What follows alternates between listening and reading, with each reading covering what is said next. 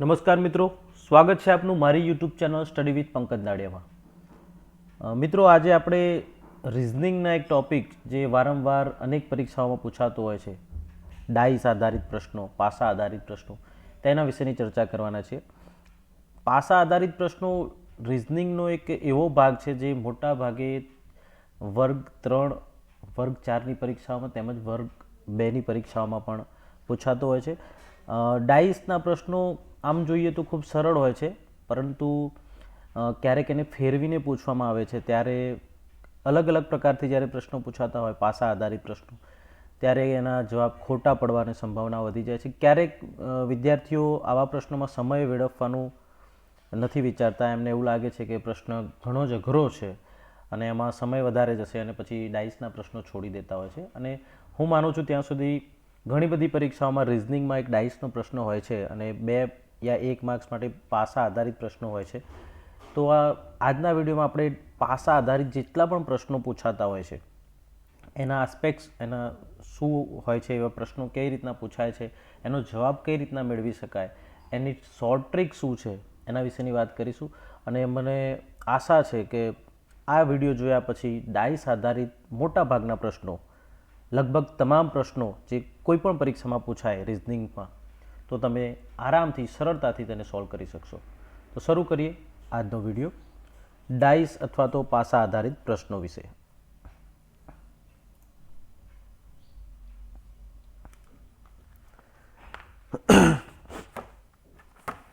તો સૌ પ્રથમ તો જે ડાઇસ છે, પાસો છે, એ કેટલા પ્રકારનો હોય છે અને એના પ્રશ્નો કેટલા પ્રકારના પૂછાઈ શકાય, તો એના વિશે વાત કરીએ. એ પહેલાં આપણે સમજવું ખૂબ જરૂરી બને છે મિત્રો કે ડાઇસ જે છે એના 6 ભાગ હોય. કોઈ પણ ડાઇસ, કોઈ પણ પાસો, એ પાસો શું છે, એ ઘન છે તો એની 6 બાજુ હોય છે. એટલે ટૂંકમાં એના ઉપર જો તમે નંબર લખો, સંખ્યા લખો, તો 1 થી 6 સુધી જ લખી શકાય. ઓકે, એનાથી વધારે કંઈ હોતું નથી. તો એક ધ્યાનમાં રાખવાની બાબત છે કે 1 થી 6 સુધી જ એની બાજુ હોય છે, ચાહે નંબર હોય, ચાહે કલર હોય, કંઈ પણ હોય, પણ 6 બાજુ હોય. આ એક ધ્યાનમાં રાખવાની બાબત છે. ઓકે, તો પ્રશ્નો કેવા પૂછાતા હોય, તો 4 પ્રકારના મુખ્ય પ્રશ્નો પૂછાતા હોય છે. તો એના વિશે આપણે વાત કરીએ કે ડાઇસમાં મુખ્ય 4 પ્રકારના પ્રશ્નો પૂછાય છે. પાસા આધારિત,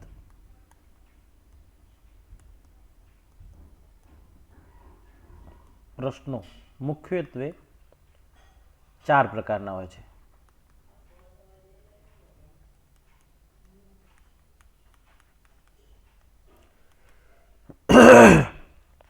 થોડું ગળું ખરાબ છે મિત્રો.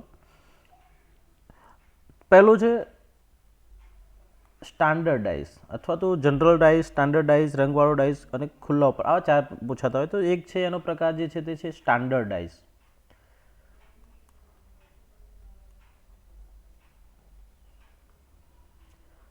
તો સ્ટાન્ડર્ડ ડાઇસ હોય છે એક પ્રકાર.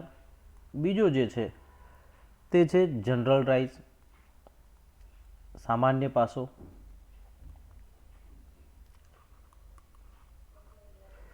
ત્રીજો એક આવે છે રંગવાળા પાસા અથવા તો એબીસી એવું લખેલું જે હોય છે તે, ટૂંકમાં જેના પર સંખ્યા નથી હોતી, રંગવાળા પાસા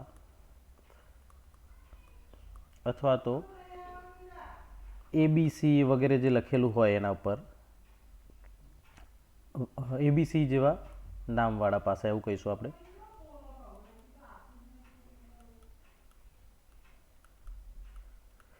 અને ચોથો એક પ્રશ્ન, આ પ્રશ્ન તો વારંવાર પૂછાય છે હું જાણું છું ત્યાં સુધી, ખુલ્લો પાસો હોય તેને બંધ કરો અથવા તો બંધ પાસાને ખુલ્લો કરો. ઓકે, તો ખુલ્લો પાસો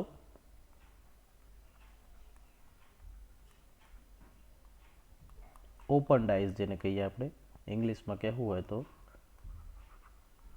ઓપન ડાઇસ. ઓકે, તો આ મુજબના 4 પ્રકારથી પ્રશ્નો પૂછાય છે, ક્યારેક આનાથી વધારે, પણ આટલામાં આપણે વર્ગ 3ના જે સુપર ક્લાસ 3 સુધીમાં આ પ્રમાણેના જ પ્રશ્નો પૂછાય છે. આનાથી બહારનો કોઈ પ્રશ્ન હોતો નથી. બરાબર છે. હવે સૌ પ્રથમ આપણે સ્ટાન્ડર્ડ ડાઇસ અને જનરલ ડાઇસની વાત કરીએ તો તે હોય છે શું, તેના વિશે સમજીએ. ઓકે, તો વાત કરીએ સ્ટાન્ડર્ડાઇઝ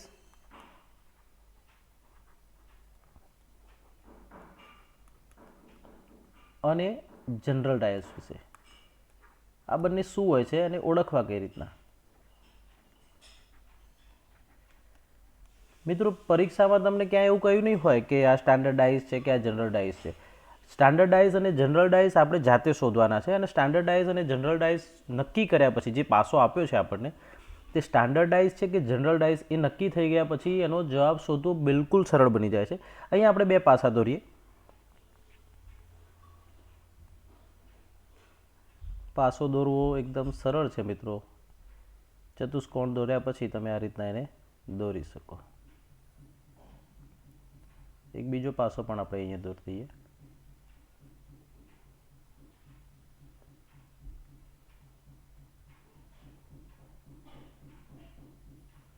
ઓકે,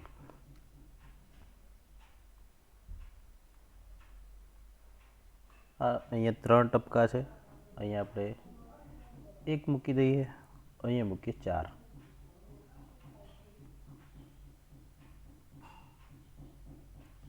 બરાબર છે. હવે આમાં પણ એ રીતના અહીંયા 4 મૂકીએ, અહીંયા 1,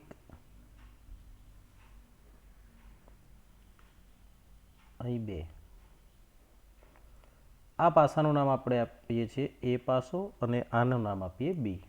ઓકે, તો ધ્યાન રાખો, અહીંયા આ બે પાસા છે. એક પાસો છે એ અને બીજો છે બી. આ ખાલી આપણે નામ આપ્યા છે સમજવા માટે કે સ્ટાન્ડર્ડાઇઝ શું હોય છે અને જનરલ ડાયસ શું હોય છે. હવે ધ્યાને રાખવાનું છે કે જનરલ ડાયસ જે હોય તેમાં પાસેની જે બાજુ હોય, કોઈ પણ બાજુ પાસેની, નજીકની, સાથેની, એકબીજાને અડકેલી જે બાજુ છે તે બાજુઓનો કોઈ પણ બાજુનો સરવાળો 7 થતો હોય છે. આ યાદ રાખવાનું છે. તો જનરલ ડાયસની વાત કરીએ આપણે. અહીંયા લખીએ કે જનરલ ડાયસ હોય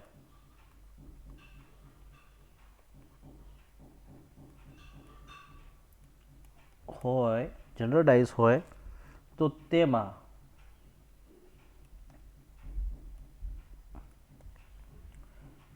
પાસેની બાજુઓનો પાસેની કોઈ પણ બાજુઓનો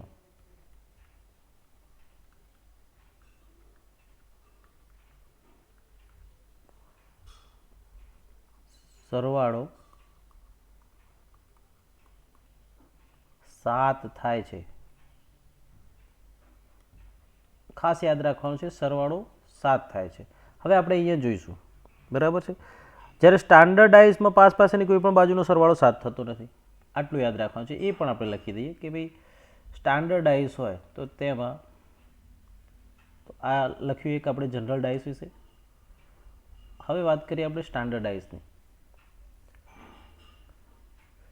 તો સ્ટાન્ડર્ડાઇઝ હોય, અહીંયા લખીશું કે સ્ટાન્ડર્ડાઇઝમાં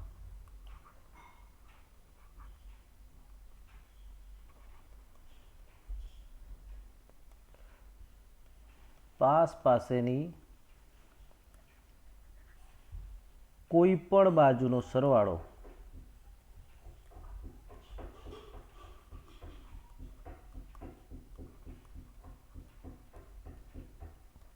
7 થતો નથી.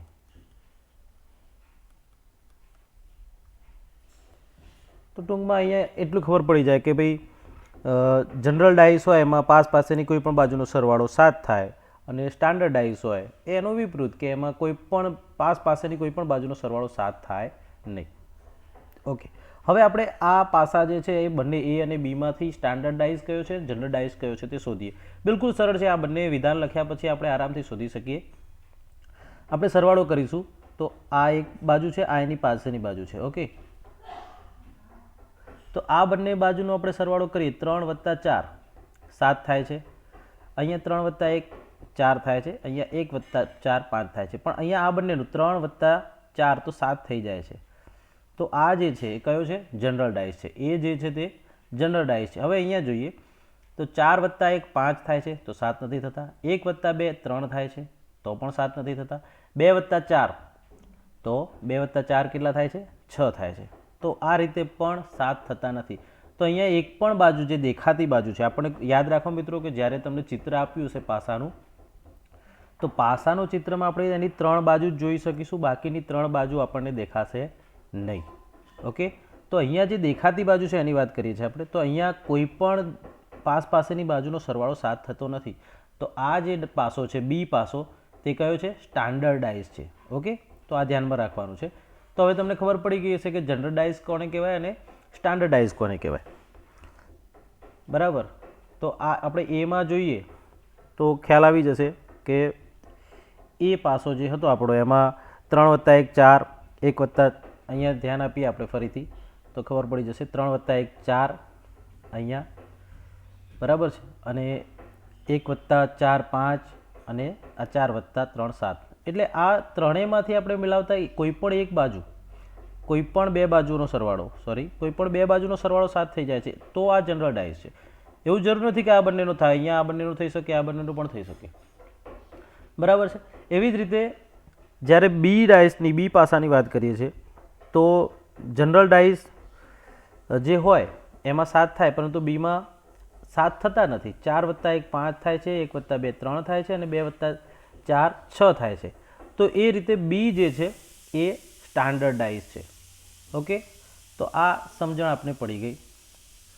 તો અહીંયા આપણે સમજી લઈએ કે એ જે છે એ ડાઇસ એ જનરલ ડાઇસ છે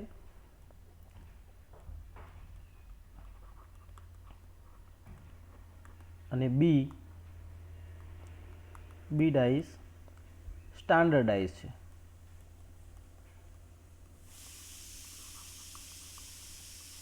ઓકે, કઈ રીતના? કારણ કે આમાં સરવાળો એ બે બાજુનો 4 + 3 = 7 થઈ જાય છે, જ્યારે આમાં કોઈનો પણ સરવાળો 7 થતો નથી. તો આ એક સાદી રીત છે જનરલ ડાઇસ અને સ્ટાન્ડર્ડ ડાઇસ શોધવાની. બરાબર. હવે કોઈ પણ બે બાજુનો સરવાળો 7 થતો ના હોય એટલે તે સ્ટાન્ડર્ડ ડાઇસ, અને જો કોઈ પણ બે બાજુનો સરવાળો 7 થઈ જાય તો તે જનરલ ડાઇસ. તો બિલકુલ સરળ છે. હવે વાત કરીએ આપણે સ્ટાન્ડર્ડાઇઝમાં સામસામેનો સરવાળો 7 થાય છે. હવે સ્ટાન્ડર્ડાઇઝનું બીજું એક પાસું એ યાદ રાખવાનું છે કે હવે આટલું તો આપણે શીખી ગયા. બીજો એક મુદ્દો ખાસ નોંધવાનો છે કે સ્ટાન્ડર્ડાઇઝ જે હોય, ઓકે, આપણે અહીંયા ટાઇટલ જ આપી દઈએ સ્ટાન્ડર્ડાઇઝનું, એટલે સમજવામાં સરળતા રહે.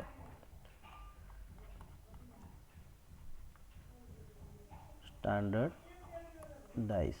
ઓકે, સ્ટાન્ડર્ડાઇઝમાં શું હોય છે? તો સ્ટાન્ડર્ડાઇઝમાં આપણે એક તો શીખ્યા કે કોઈ પણ પાસેની બે બાજુનો સરવાળો 7 થતો નથી. તો શું થાય છે? તો સ્ટાન્ડર્ડાઇઝમાં સામસામેની બાજુનો સરવાળો, સ્ટાન્ડર્ડાઇઝમાં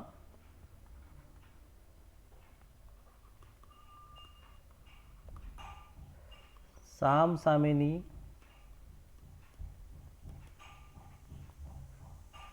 બાજુઓનો સરવાળો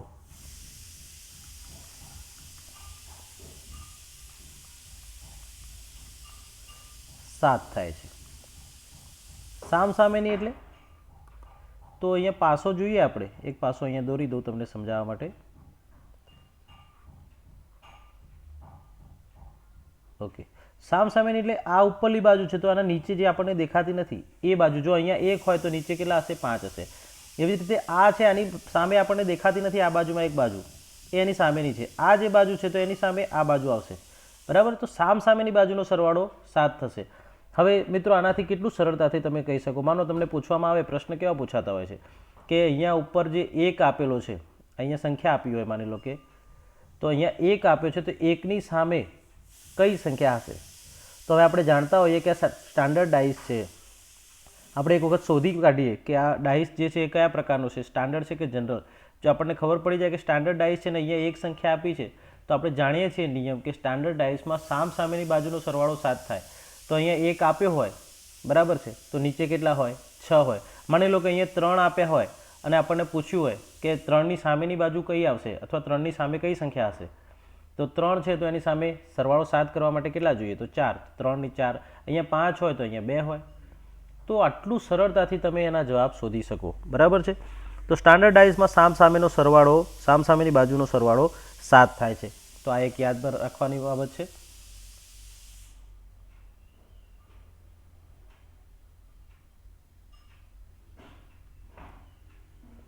ઓકે, માનો કે પ્રશ્ન એવો પૂછાય, હવે આપણે પ્રશ્નના આધારે પણ થોડુંક સમજવાનો પ્રયત્ન કરીએ કે પ્રશ્ન એવો પૂછાય કે આપેલ ડાઇસના આધારે 5ની સામે કેટલા હશે. આપણને એક ડાઇસ આપ્યો છે, માની લો કે પ્રશ્ન પૂછાય. પ્રશ્ન કઈ રીતના પૂછતા હોય છે, અહીંયા આપણને એક ડાઇસ આપ્યો છે.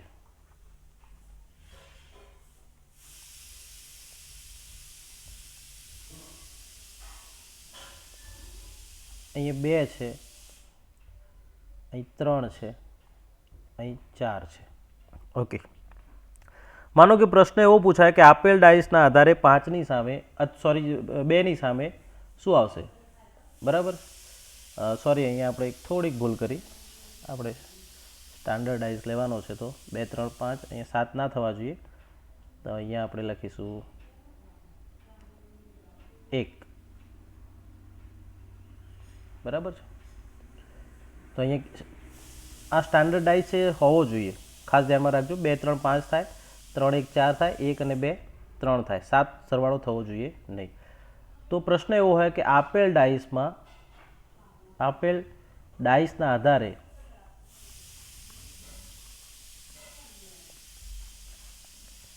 જણાવો કે 3ની સામે કઈ સંખ્યા હશે.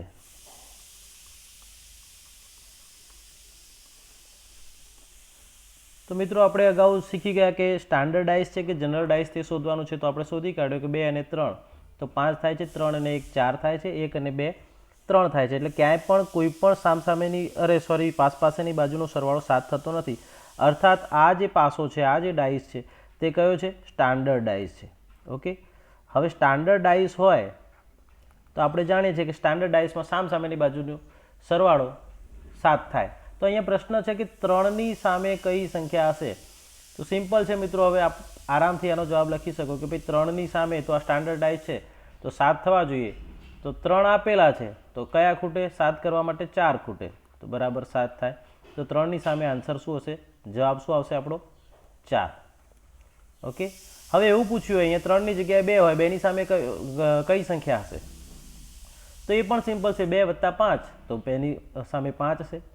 1ની સામે કઈ સંખ્યા હશે, તો 6 હશે, 1 + 6 બરાબર 7. ઓકે, તો આ રીતના એકદમ સરળતાથી તમે જવાબ શોધી શકો છો. બિલકુલ સરળ છે, કેમ કે આપેલ ડાઇસ સ્ટાન્ડર્ડ ડાઇસ છે. સ્ટાન્ડર્ડ ડાઇસ હોય એટલે સામસામેની બાજુનો સરવાળો 7 થાય, અને સામસામેની બાજુનો સરવાળો 7 કરવા માટે જે ખૂટતું હોય એ એટલું કરતાં તો આપણને આવડે જ. આપણે એસ્પાયરન્ટ છીએ, જીપીએસસીના ક્લાસ 1 2ના, ક્લાસ 3ના, ક્લાસ 4ના, બરાબર, અલગ અલગ પરીક્ષાઓ માટે આપણે તૈયારી કરી રહ્યા હોય તો એટલું તો આપણને સમજણ પડી જાય.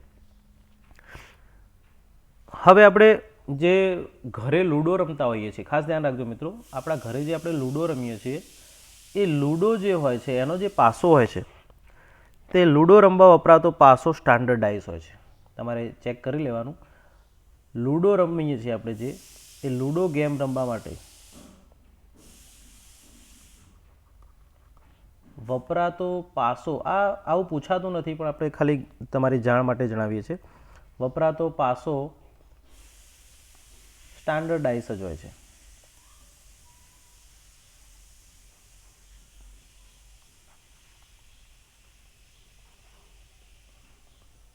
ઓકે, હવે વાત કરીએ આપણે અત્યાર સુધી જે જોયું એ સ્ટાન્ડર્ડ ડાઇસ વિશે શીખ્યા. હવે આપણે જનરલ ડાઇસના પ્રશ્નો જોઈએ. ઓકે, જોઈએ કે જનરલ ડાઇસમાં શું હોય છે.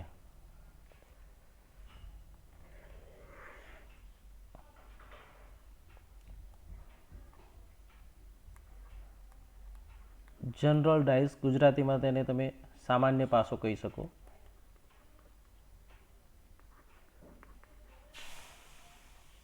હવે યાદ કરો, આપણે શરૂઆતમાં જ કહ્યું હતું કે સામાન્ય પાસો અથવા તો જનરલ ડાઇસ હોય એમાં શું હોય. તો સિમ્પલ છે, જનરલ ડાઇસમાં શું હોય. જનરલ ડાઇસની વાત કરી ત્યારે આપણે કહ્યું હતું કે જનરલ ડાઇસમાં આપણે શોધતા કે ભાઈ જનરલ ડાઇસને કઈ રીતના શોધવો, તો એની પાસેની બાજુનો સરવાળો કેટલો હોય છે, 7 હોય છે. તો લખી દઈએ આપણે કે પાસેની બાજુઓનો સરવાળો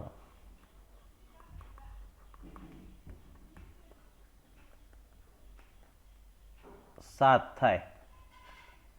આ એક સાદો નિયમ યાદ રાખવાનો છે, બરાબર છે. હવે જનરલ ડાયસ હોય તો આપણે એને શોધતા તો શીખી ગયા છીએ. પ્રશ્ન કઈ રીતના પૂછાતા હોય છે? જનરલ ડાયસ હોય તો પ્રશ્ન કઈ રીતના પૂછાય? પ્રશ્ન આ રીતના પૂછાતો હોય છે કે એક પાસાને 2 કે 3 વાર ફેંકવામાં આવે છે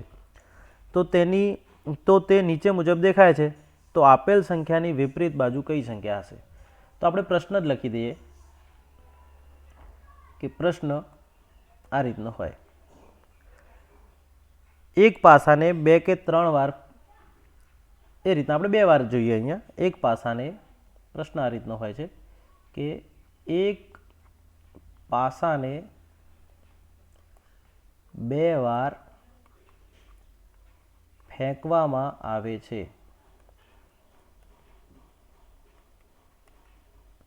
એક પાસાને 2 વાર ફેંકવામાં આવે છે તો તે નીચે મુજબ દેખાય છે. તો તે નીચે મુજબ દેખાય છે.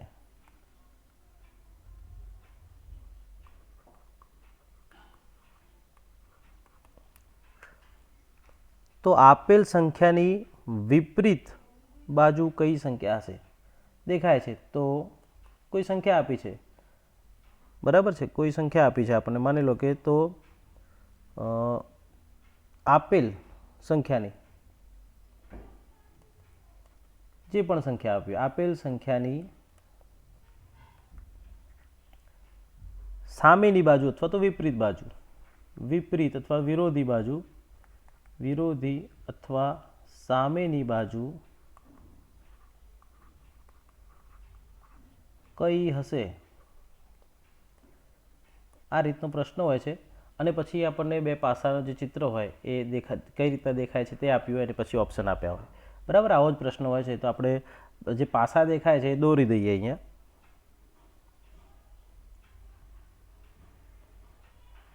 કઈ રીતના દેખાશે તે દોરી દઈએ આપણે.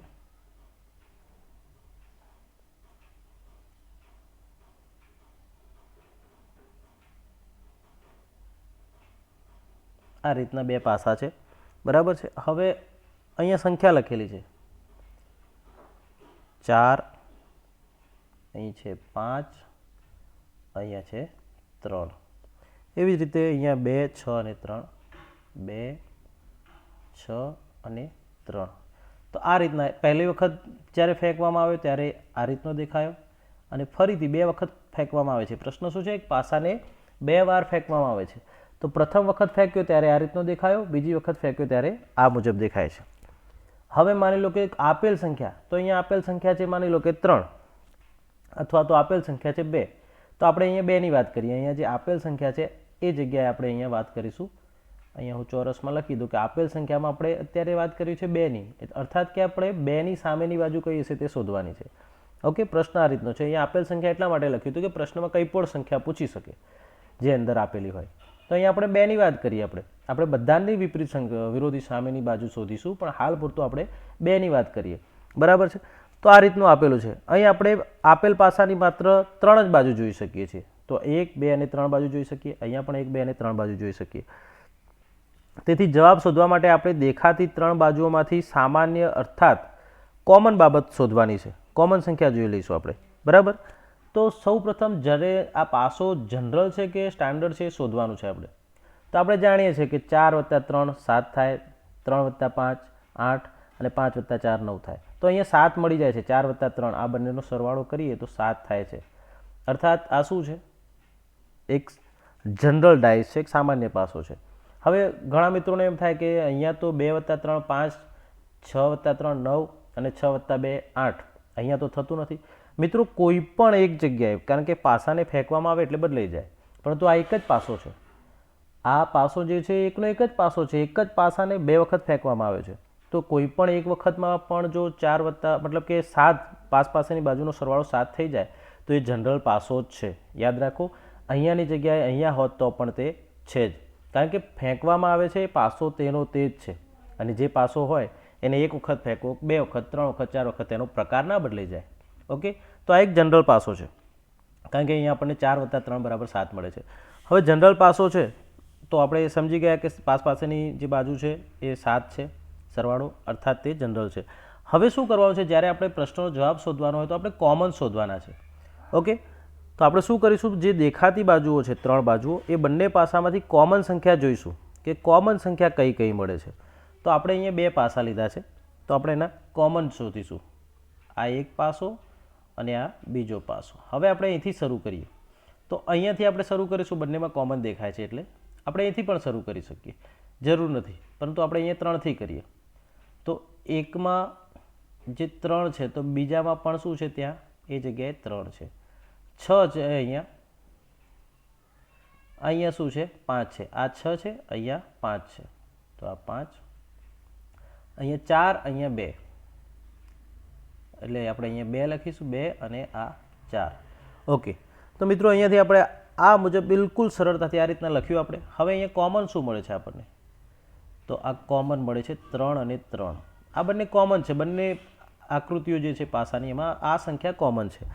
તો આ મુજબ આપણે જ્યારે લખીએ, હવે 4 એ 2નો ઓપોઝિટ છે, બરાબર. હવે આનાથી તમે જોશો તો આ તો કોમન મળી ગયા. હવે આપણને વિપરીત સંખ્યા મળી ગઈ, સરળતાથી મળી ગઈ મિત્રો, એકદમ સરળતાથી. જુઓ તો આ બંને જે છે આ એકબીજાના વિરોધી છે, આ પણ એકબીજાના વિરોધી છે, બરાબર. તો આપણો જવાબ શું શોધવાનો, તો 2નો વિપરીત કયો છે, તો 2નો વિપરીત અહીંયા જો એકબીજાની ઓપોઝિટ છે. આ બંને જે સામેની સંખ્યાઓ છે તો 2 અને 4 તેમજ 6 અને 5 એકબીજાની વિરોધી છે,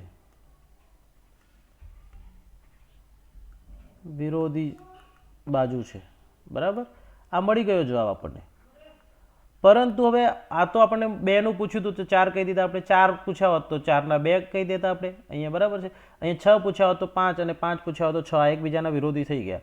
પરંતુ હવે 3નો વિરોધી પૂછ્યો હોત તો શું કરવાનું, તો મિત્રો 3નો વિરોધી પૂછવામાં આવે તો ત્યારે આપણે શું કરી શકીએ. 3નો ઓપોઝિટ આપણે શોધવાનો હોય તો ધ્યાન રાખો, બહુ સરળ છે, આમાં લોજિક જ છે, બીજું કંઈ જ નથી.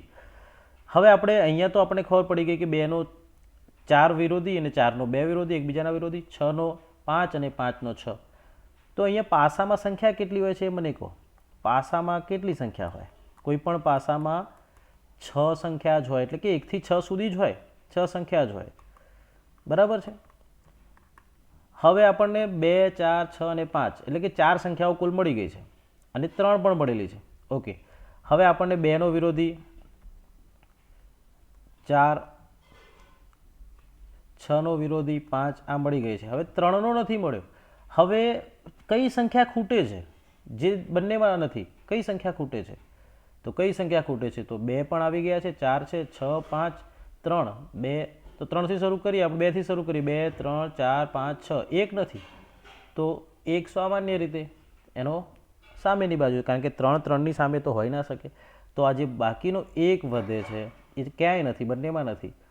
અને 3 તો 3ની સામે હોય નહીં, આપણે આકૃતિ જોઈ હતી આગળ. અને કોમન સંખ્યા જ્યારે કાઢી તો અહીંયા જો આ કોમનથી તમને ખ્યાલ આવશે કે 3 અને 3 એકબીજાની સામે છે, 6 અને 5 અને 2 અને 4. તો આ જે 6 અને 5 એકબીજાનો વિરોધી છે, 2 અને 4 એકબીજાના વિરોધી છે, પણ 3 તો બંનેમાં કોમન છે. 3 પોતાનો વિરોધી હોઈ ના શકે. તો કઈ સંખ્યા ખૂટે છે આ બધામાં, તો એ ખૂટે છે 1. તો 1 જે છે 3નો ઓપોઝિટ હોય છે, 3ની સામેની બાજુ હોય છે. તો પ્રશ્નમાં આપણે બધી સંખ્યાઓ આવી ગઈ. કોઈ પણ સંખ્યા પૂછવામાં આવે તો આપણે એનો સામેની બાજુ કહી શકીએ. તો 3નો ઓપોઝિટ 1 થી 6માંથી જ સંખ્યા હશે, બરાબર, 12ની તો હશે નહીં, એ આપણે શીખ્યા. હવે 2, 4નો ઓપોઝિટ છે તો આ બંને 2 કે 4 એ 3ના ઓપોઝિટ ના હોઈ શકે, કારણ કે આ બંને એકબીજાની સામે છે, તો પછી બીજું કોઈ એની સામે ના હોય. 6 અને 5 એકબીજાની સામે છે તો એ પણ 3માંથી, તો વધે છે 1, તો 1 જ હશે. એ મુજબ આમ 1 થી 6 સંખ્યામાંથી આપણે શોધવાનો હોય, બરાબર, જે બંને પાસામાં ના હોય. 3નો ઓપોઝિટ આપણે શોધીએ તો 1 થી 6ની સંખ્યામાં આપણે શોધવાનો. બીજી એક રીત કહીએ તો કે હવે 3 જે કોમન સંખ્યા હતી, કોમન સંખ્યા આવી હતી, સંખ્યાનો વિરોધી સંખ્યા જોવી હોય અથવા તો સામેની બાજુની વિરોધી બાજુ માટે બંને પાસામાંથી જે સંખ્યા 1 થી 6 સુધીની જે સંખ્યા નથી, બંને પાસામાંથી 1 થી 6 સુધીની સંખ્યામાંથી જે સંખ્યા નથી, સંખ્યા જોવા મળતી નથી, તે સંખ્યા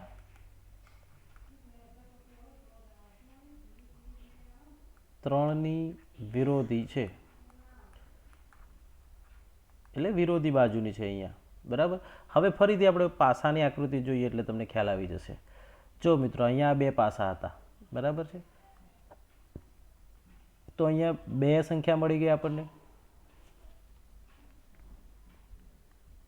અહીંયા બે સંખ્યા મળી જાય છે, 3 મળે છે અને 6 મળે છે. બરાબર છે. હવે અહીંયા 4 મળે છે, 3 તો મળી જ ગઈ છે અહીંયા, અને અહીંયા 5 મળે છે. કઈ સંખ્યા નથી મળતી? તો 2 થી શરૂ કરીએ. 2, 3, 4, 5 અને 6 મળે છે. 2, 3, 4, 5 અને 6 મળે છે. એક સંખ્યા ખૂટે છે. કઈ ખૂટે છે? તો એ ખૂટે છે તે 1 છે. તો જે ખૂટતી સંખ્યા હતી તે આપણો જવાબ છે.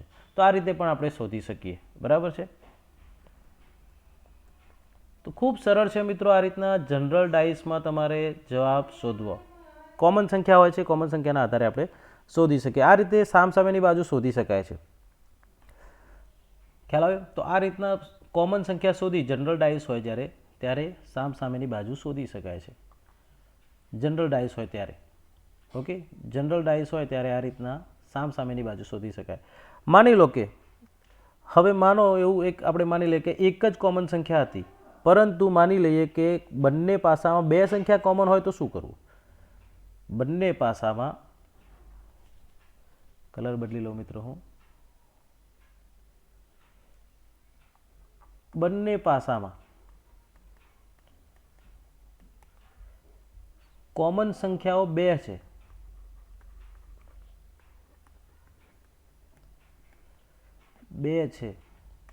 ત્યારે શું કરવું? બરાબર. એક કોમન સંખ્યા હતી તો આપણે હાલ શોધી કાઢ્યું કે કોમન સંખ્યા 1 હોય તો આ રીતના સામસામેની બાજુ શોધી શકાય. પણ હવે માની લો કે બે પાસા છે, મતલબ કે જે પાસો 2 વખત ફેંકવામાં આવે છે.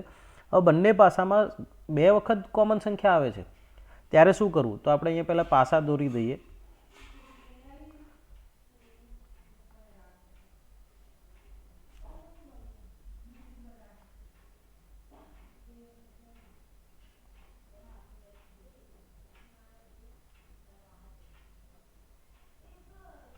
બે પાસા આપણે દોરી દીધા. અહીંયા એ પાસો, આ બીજો પાસો. હવે અહીંયા બંનેમાં કોમન સંખ્યા હોય ત્યારે શું કરવું? તો આપણે લખી દઈએ. બંનેમાં 2 કોમન હોય. પહેલાં એક કોમન તો હતી, 3, 4. ઓકે, અહીંયા 1, અહીંયા 3, અહીં 5, અહીંયા 1. તો આ બંને પાસામાં જોઈશું તો આ 1 છે, અહીંયા પણ 1 છે. એટલે કે કોમન સંખ્યા આપણને જે મળે છે આપણે અહીંયા લખીએ કોમન. ઝડપથી લખું છું મિત્રો. તો એક તો બંનેમાં કોમન મળે છે 1 અને 1.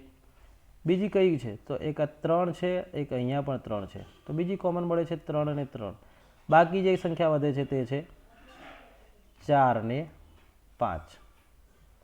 તો આ મુજબ આપણને કોમન સંખ્યા મળે છે. તો સૌ પ્રથમ આ જનરલ ડાઇસ છે કે નહીં તે આપણે શોધીશું. આ રીતના આપણે કોમન સંખ્યા તો શોધી લીધી. બરાબર. પરંતુ નિયમ મુજબ આપણે જ્યારે જનરલ ડાઇસના નિયમથી આને શોધવાનો હોય જવાબ, તો આપણે તો પહેલાં શું કરવું પડશે કે આ જે પાસા છે એ પાસો જનરલ ડાઇસ છે કે સ્ટાન્ડર્ડ ડાઇસ છે તે શોધીશું. ઓકે, તો પહેલાં આ જનરલ ડાઇસ છે કે સ્ટાન્ડર્ડ ડાઇસ તે શોધીએ. તો અહીંયા 3 + 5 8, 5 + 1 6, 1 + 3. ઓહો, તો આ તો સ્ટાન્ડર્ડ ડાઇસ છે. જી નહીં મિત્રો, સ્ટાન્ડર્ડ ડાઇસ નથી. મેં પહેલાં જ કહ્યું હતું કે પાસો એનો એ જ છે, એને ફેંકવામાં આવે છે. એને 4 વખત ફેંક્યો હોય તો પણ ચોથી વખતમાં પણ ક્યાંય પણ બંને બાજુનું પાસેની બાજુનો સરવાળો 7 થઈ જાય તો તે સંખ્યા જનરલ તે પાસો સામાન્ય પાસો છે. તો આપણે આ પાસાને ભૂલી જઈએ. પહેલો ફેંકવામાં આવ્યો એને ભૂલી જઈએ, બીજાને યાદ કરીએ.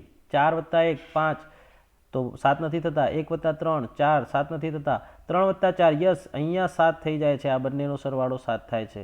તો આ શું છે? જનરલ ડાયસ જ છે, કારણ કે અહીંયા થઈ જાય છે 7. તો આ ધ્યાનમાં રાખવાનું છે કે આ જનરલ ડાયસ જ છે.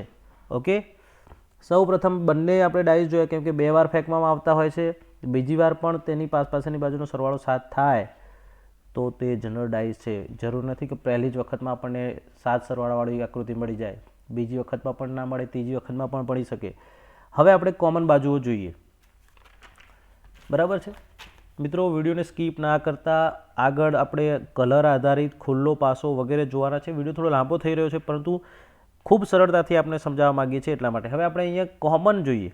કોમન, તો આવા પ્રશ્નોમાં જ્યારે કોમન શોધવાનું હોય, બરાબર, તો પહેલાં તો આપણે શોધી લઈએ કે કોમન શું છે. તો આપણે આકૃતિ 1 અને આકૃતિ 2ની વાત કરીએ. તો કોમન અહીંયા આપણે કોઈ પણ રીતે કોમન લખી શકીએ. ધારો કે આપણે 4થી શરૂ કરીએ. કોમન જોઈએ તો બંનેમાં શું કોમન છે? તો એક તો 3 બંનેમાં કોમન છે, બરાબર છે, પછી છે 1 બંનેમાં કોમન છે, અને 4 અને 5 એ કોમન નથી. ઓકે, હવે પ્રશ્ન કેવો પૂછાય મિત્રો? પ્રશ્ન એવો પૂછાતો હોય છે કે આવા આકૃતિ આપી હોય તો 4ની સામેની બાજુ કઈ આવશે, અથવા તો 5ની સામેની બાજુ કઈ આવશે? અહીંયા આવું પૂછાતું હોય છે. આવામાં જ્યારે પણ આવો પ્રશ્ન હોય, 2 કોમન આપેલા હોય, ત્યારે શું પૂછાય છે કે 4ની સામેની બાજુ શું હશે? આ યાદ રાખો મિત્રો, પ્રશ્ન આવો જ પૂછાશે, એનાથી બહારનો ક્યાંય નહીં પૂછાય. આવું જ્યારે બંને કોમન પાસા હોય, બંને પાસામાં કોમન સંખ્યા 2 હોય, ત્યારે પ્રશ્ન આવો જ પૂછાશે કે જે કોમન નથી એમાંથી પૂછાશે કે આપેલ પાસાના આધારે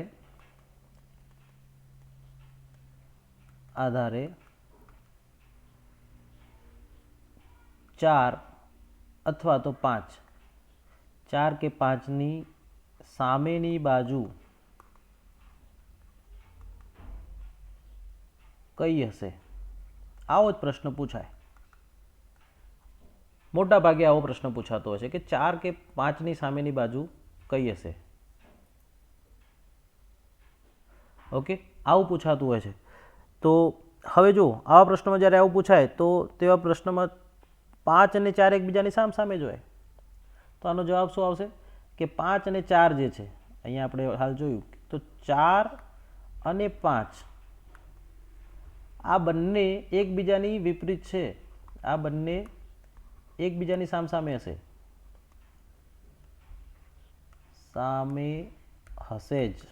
તો જવાબ આપણને મળી જાય. તમને પૂછે કે ભાઈ 4ની સામે શું આવશે, કોમન કાઢી લઈએ, બાકીની જે સંખ્યા વધે છે, તો 4ની પ્રશ્ન હોય કે 4ની સામે શું હશે, તો 4ની સામે 5 હશે. જો એવું પૂછ્યું કે 5ની સામે શું હશે, તો 5ની સામે 4 હશે. તો આટલું સરળતાથી તમે આનો જવાબ આપી શકો. હવે માની લો કે આ તો આપણને 4 કે 5નું પૂછ્યું, જે કોમન નથી, પરંતુ આપણને કદાચ 3નું પૂછી લીધું કે 1નું પૂછી લીધું, તો શું કરવું? તો એ પણ બિલકુલ સરળ છે મિત્રો. અહીંયા મારું બોર્ડ ભરાઈ ગયું છે, તો આપણે એને રફ કરી દઈએ. ઓકે, રફ કર્યા પછી આગળ જોઈએ.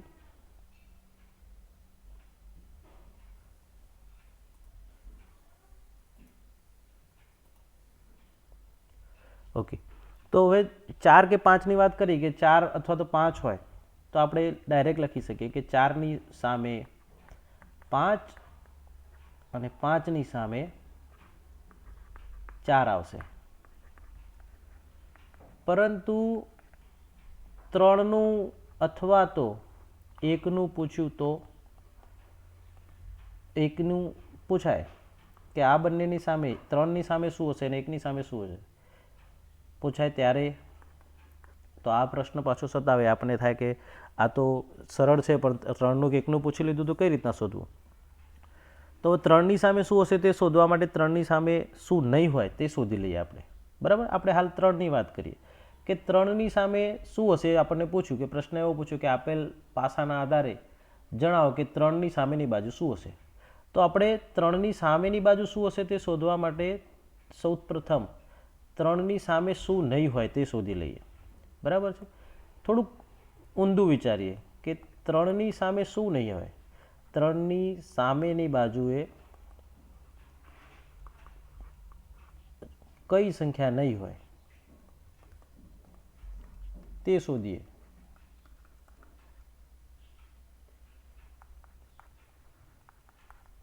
જવાબ આપણે શું શોધવાનો છે? 3ની સામે શું હશે, પરંતુ આપણે એને ઊંધી રીતે શોધીએ. 3ની સામે શું નહીં હોય તે શોધીએ. હવે તો જુઓ, 3ની સામે 4 નહીં હોય. યાદ રાખીએ આપણે કે 3ની સામે 4 નહીં હોય.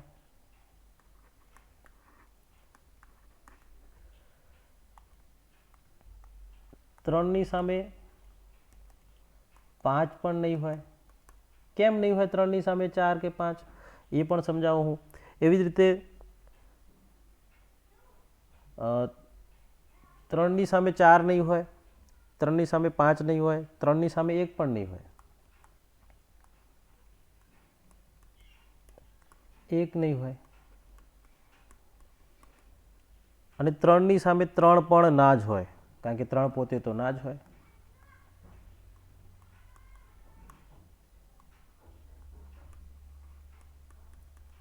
હવે આ કેમ નહીં હોય? તમને એમ થાય કે ડાયરેક્ટ કઈ રીતના કહી દીધું નહીં જ હોય. તો આપણે આકૃતિઓ જોઈએ. બરાબર છે. અહીંયા ફરીથી આકૃતિ દોરી દઉં છું. આપણા જે પાસા હતા એ બંને દોરી દઈએ આપણે અહીંયા.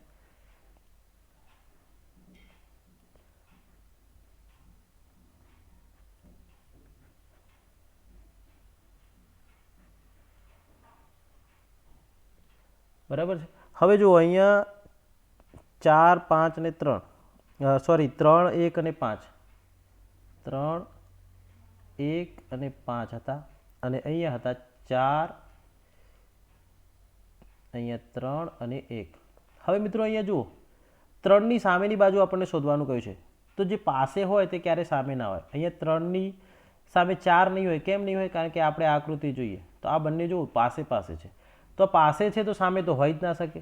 એવી જ રીતે અહીંયા 3ની પાસે 5 છે તો આ પણ પાસે છે, તો એ પણ ના હોઈ શકે. 3ની પાસે 1 પણ છે અહીંયા જુઓ બંનેમાં, તો 3ની પાસે 1 છે તો 3ની પાસે 1 હોય તો એ પણ સામે ના હોઈ શકે અને 3 પોતે તો હોય જ નહીં. તો ટૂંકમાં 3ની સામે આ 4 સંખ્યાઓ તો હશે જ નહીં. ખ્યાલ આવ્યો? 3ની સામે 3, 4, 5 અને 1 તો હશે જ નહીં. ખ્યાલ આવી ગયો ને? તો 3ની સામે 3 પોતે પણ 3ની સામે ના હોય તો આપણે કહી શકીએ કે 3ની સામે, હવે આના આધારે આપણે કહી શકીએ કે 3ની સામે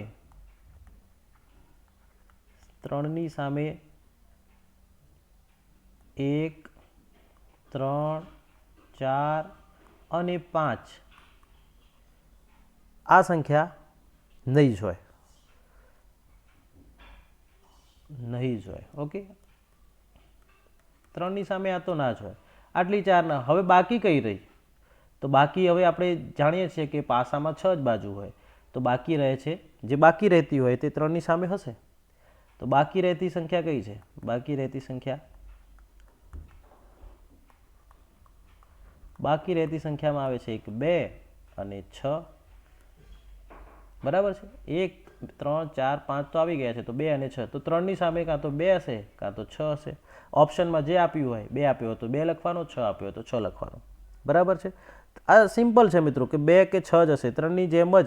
હવે માની લો કે 1ની વાત કરી હોય, અહીંયા આપણને 1 પણ કોમન હતું, તો 1ની શોધવાનું કહ્યું હતું તો એમાં પણ સેમ જ આવતું કે 1ની સામે 1 ના હોય કારણ કે પોતે, પછી 3 એની બાજુમાં છે તો 3 ના હોય, 4 એની બાજુમાં છે તો 4 ના હોય, 5 એની બાજુમાં છે તો 5 પણ ના હોય. તો 1ની સામે 2 જ સંખ્યા બાકી રહે છે કે 2 અને 6. તો માની લો કે 3ની સામેની બાજુ 6 આપેલી છે, એવું કહ્યું કે 3ની સામે 6 છે તો 1ની સામે શું હશે? તો બાકી 1ની સામે 2 જ વધે. તો આ પણ સિમ્પલ છે. 3ની જેમ જ 1 પણ કોમન હતો તો એની સામે પણ 2 કે 6 જ હશે. હવે આ ખાસ ધ્યાનમાં રાખવાનું. જો પ્રશ્નમાં આપણને એવું કહી દીધું કે 3ની સામે 6 છે તો સમજી લેવાનું કે હવે બાકી શું રહ્યું? 3ની સામે 6 તો સંખ્યા જતી રહ્યા, તો હવે 1 માટે એક જ સંખ્યા વધે છે 2, તો 1ની સામે 2 આવશે. તો આ મુજબ આપણે સરળતાથી પાસાના ઉત્તરો લખી શકીએ. હવે જે પાસો છે તે પાસાની વાત કરીએ, રંગવાળા પાસા. આ પ્રશ્ન બહુ પૂછાતો હોય છે. આપણે બધા જ જાણીએ છીએ કે રંગવાળા પાસાની વાત કરતા હોય છે. બરાબર? રંગીન પાસા, આ રંગ છે તો કયો રંગ આવશે, વગેરે વગેરે.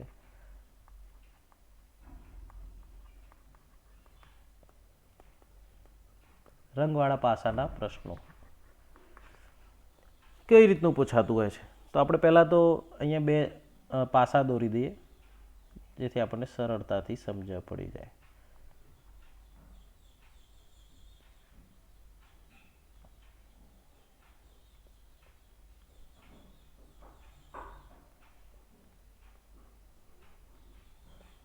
ઓકે, હવે આપણે અહીંયા લખી દઈએ.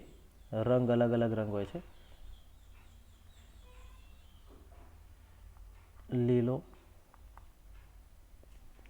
દેખાતો નથી બરાબર, આપણે બ્લેક કલરથી જ લખીએ. અહીંયા લીલો રંગ, આ બાજુમાં છે લાલ, અહીંયા છે સફેદ.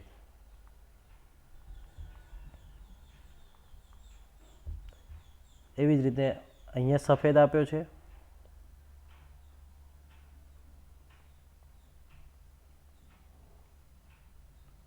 અહીંયા લીલો આપ્યો છે, અહીંયા પીળો આપ્યો છે. બરાબર છે. હવે જુઓ, આ રીતનો આપણને પાસા આપેલા છે. બે પાસાની આકૃતિ છે, બંનેમાં આપણને ઉપર રંગ લખેલા છે, લીલો, લાલ અને સફેદ, પીળો અને લીલો. મિત્રો, હવે આપણે જે જનરલ ડાયસ અને જનરલ ડાયસ સ્ટાન્ડર્ડ ડાયસવાળી જે વાત હતી, એમાં સંખ્યા આવતી હતી. તો આપણે સંખ્યાના આધારે કહી દેતા, પરંતુ રંગમાં તો કોઈ પણ રંગ હોઈ શકે, તો આપણે એમાં કહી ના શકીએ. બરાબર છે. રંગમાં કોઈ પણ રંગ હોઈ શકે, તો આપણે એમાં ના કહી શકીએ કે કયો હશે. તો અહીંયા કોમન આ રીતના આપણે આ મુજબ રંગના નામ આપ્યા હોય ત્યારે આપણે જનરલ ડાયસ મુજબ જ બનશે. જનરલ ડાયસ મુજબ આપણે કોમનવાળી જે વાત છે તે મુજબ જ પ્રશ્નનો જવાબ શોધવાના છે. તો આપણે અહીંયા પહેલાં લખી દઈએ કે જ્યારે આ મુજબ રંગના પાસા આપ્યા હોય, રંગના નામ આપ્યા હોય,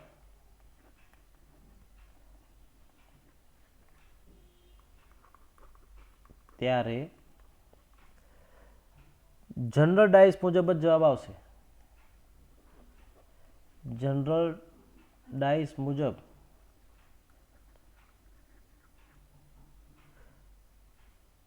ઉત્તર બનશે, જવાબ બનશે. બરાબર. હવે આવા પ્રશ્નો હોય ત્યારે સૌપ્રથમ શું પૂછાય? આવા પ્રશ્નમાં સૌથી પહેલાં બે કોમન રંગ શોધવાના. એકથી વધુ પાસા આપ્યા હોય તો પણ કોઈ પણ બે પાસાને જ કોમન લેવાના. બરાબર. માની લો કે અહીંયા આપણને બે જ આપ્યા છે, બેની જગ્યાએ ચાર આપ્યા હોય તો પણ આપણે કોઈ પણ બે જ કોમન લેવાના. તો સૌ પહેલાં તો આપણે કોમન રંગ શોધવાના. આપણે જે રીતના જનરલ ડાયસમાં કોમન સંખ્યા શોધતા હતા, એવી જ રીતે અહીંયા શું કરવાનું છે? સૌ પ્રથમ આવા પ્રશ્નોમાં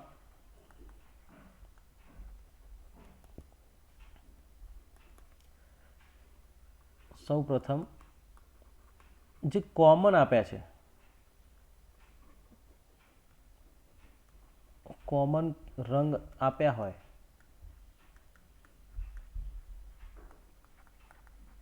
તે શોધી કાઢવાના. બરાબર છે. ધ્યાન શું રાખવાનું છે? માની લો કે અહીંયા બે જ આપ્યા છે, તો બેમાંથી આપણે કોમન જોઈએ.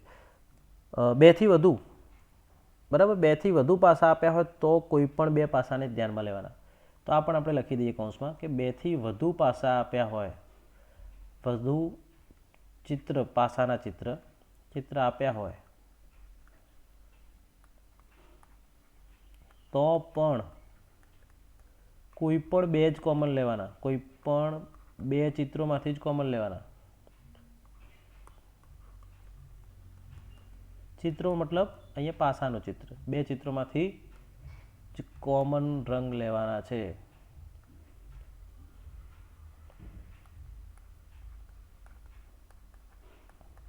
તો આ ધ્યાનમાં રાખવાનું છે. ઓકે, હવે આપણે આ જે પાસા છે એના આધારે જોઈએ કે બંનેમાં કોમન શું છે. ફરીથી મારે અહીંયા પાસા દોરવા પડશે, કારણ કે આપણે સ્ક્રોલ કરી દીધું છે. ફટાફટ દોરી દઈએ આપણે.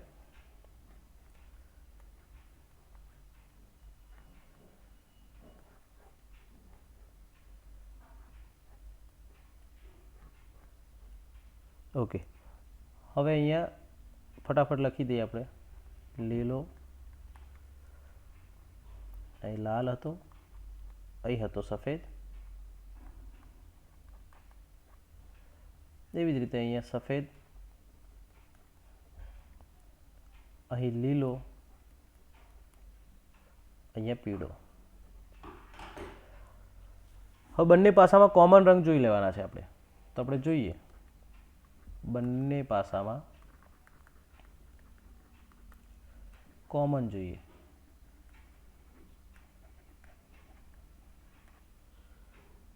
તો અહીંથી આપણે શરૂ કરીશું. તો બંનેમાં લીલો, આને આપણે 1 નંબર આપીએ, આને 2 નંબર આપીએ, 1 અને 2. તો એકમાં લીલો છે, બીજામાં પણ લીલો છે, તો આપણે કોમન જોઈશું લીલો લીલો. પછી એકમાં સફેદ છે, બીજામાં પણ સફેદ છે, તો બીજા જે કોમન છે તે છે સફેદ. અહીંયા પણ સફેદ છે તો કોમન છે. હવે ત્રીજા જે રંગ છે તે છે લાલ અને પીળો. લાલ અને પીળો. તો મિત્રો આપણે અગાઉના પ્રશ્નોમાં જોઈ ચૂક્યા છે જનરલ ડાયસમાં કે આ લાલ અને પીળો છે એકબીજાના ઓપોઝિટ હશે. તો લાલ અને પીળો એકબીજાને સામે આવશે. સિમ્પલ છે, આપણે અગાઉ જનરલ ડાયસમાં જોઈ ચૂક્યા છે. તો આ લાલ અને પીળો બંને કોમન નથી. તો લાલ અને પીળો એકબીજાની સામે હશે જ, આ હોય જ. હવે મિત્રો પ્રશ્નો પણ રંગવાળા પ્રશ્નો જે હોય પાસા હોય રંગવાળા પાસાના પ્રશ્નમાં આ મુજબ જ પ્રશ્ન પૂછાય છે. 2 કોમન રંગ હોય તેના જ ઓપોઝિટ રંગને પૂછવામાં આવે છે. કારણ કે અહીંયા સંખ્યા નથી, તો આપણે લીલાનો કે સફેદનો ઓપોઝિટ પૂછે તો આપણે ના શોધી શકીએ, શક્ય જ નથી. કારણ કે સંખ્યા હોય તો શોધી શકાય, અહીંયા સંખ્યા નથી. એટલા માટે જ્યારે કલરવાળા પાસા પૂછાય તો આ જે કોમન સિવાયના હોય એનો જ પૂછવામાં આવે છે. ખાસ ધ્યાન રાખજો, રંગવાળા પાસાના પ્રશ્નમાં આ મુજબ જ પૂછાતું હોય છે, બરાબર. અને જે કોમન ના હોય એ બંને, જે કોમન ના હોય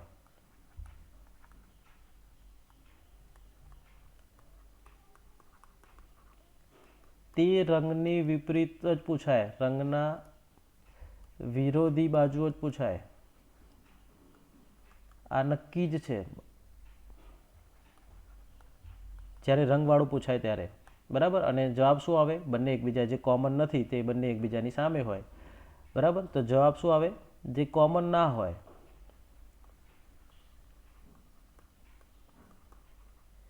તે એકબીજાને સામે હોય. આ નક્કી છે. તો આ મુજબ તમે આરામથી સરળતાથી એનો જવાબ શોધી શકો છો. ઓકે. હવે વાત કરીએ જે વારંવાર પૂછાતો હોય છે ખુલ્લો પાસો. ખુલ્લા પાસા વિશે વાત કરીએ. Open dice.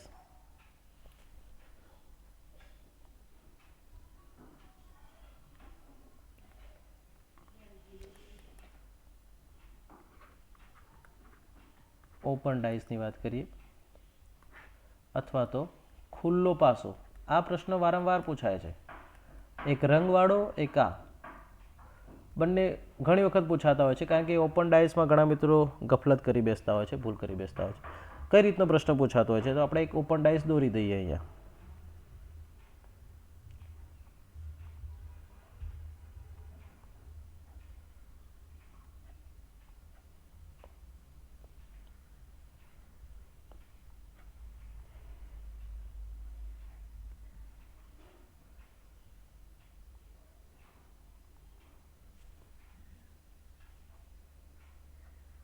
આ રીતનો એક ઓપન ડાઇસ છે. આમાં સંખ્યા લખેલી હોય છે.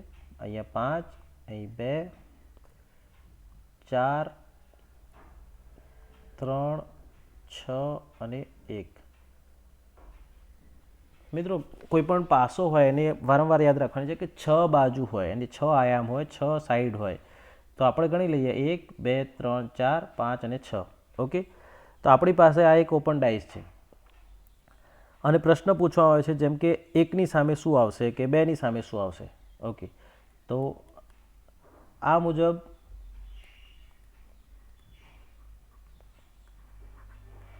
ઓપન ડાઇસ આપેલ હોય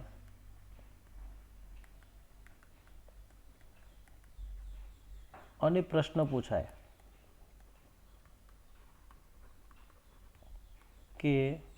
છે કે 1ની સામે કઈ બાજુ હશે, કઈ સંખ્યા હશે. આવો પ્રશ્ન પૂછાતો હોય છે, બરાબર છે. એકની સામે કઈ સંખ્યા હશે. હવે ઓપન ડાઇસ છે, કઈ રીતના ખબર પડશે? તો મિત્રો ધ્યાન રાખવાનું છે કે ઓપન ડાઇસ છે, પરંતુ બહુ સરળતાથી આપણે શીખી શકીએ કે આવા કોયડામાં અલ્ટરનેટ સંખ્યા એકબીજાની વિરોધી કે ઓપોઝિટ હોય. તો યાદ શું રાખવાનું છે કે અલ્ટરનેટ સંખ્યા આવા દાખલામાં કોયડા કે દાખલામાં અલ્ટરનેટ